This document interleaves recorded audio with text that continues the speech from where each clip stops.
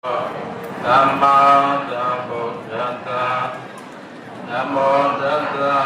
ဘဂဝတောအရဟတောသမ္မာသမ္ဗုဒ္ဓတ္တ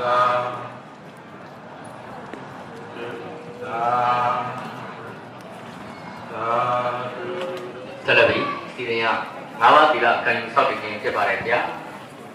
အထုံမျိုးဓမ္မလူကခရမ်းကြောင်းဓမ္မဂရိကကြားတော်ရှင်သူမြတ်ကြီးဗျာတရဏဂုံသုံးပါးအင်္ဂါ၅ပါးနဲ့ပြည့်စုံတော်မူသောသီလတော်မြတ်ကိုကြီးမြင့်ပေးသနာတော်မူပါယံရိုသေလေးမြတ်စွာရှောက်ထားအပ်ပါတယ်ဗျာသီလခံယူဆောက်တည်နိုင်ရန်အလုံးကအပရိက္ခဘောင်းတို့ကဩဃာသကတော်ကျိုးဖြင့်ညီညာပြပြချစ်ဖို့ပူဇော်ကြောကြပါကုန်လို့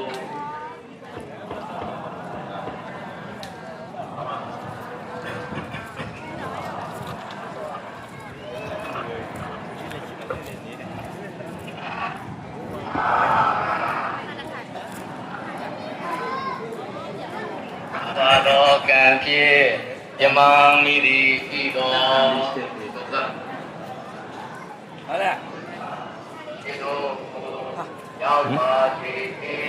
ဒီယိုလားဒီပါ live သွင်းလားဘုရားတတေယတကေတကေ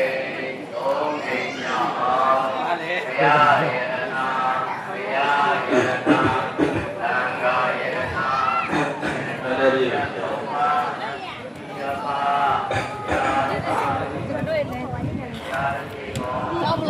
去还干，走了。Hãy subscribe cho kênh Ghiền Mì Gõ để không bỏ lỡ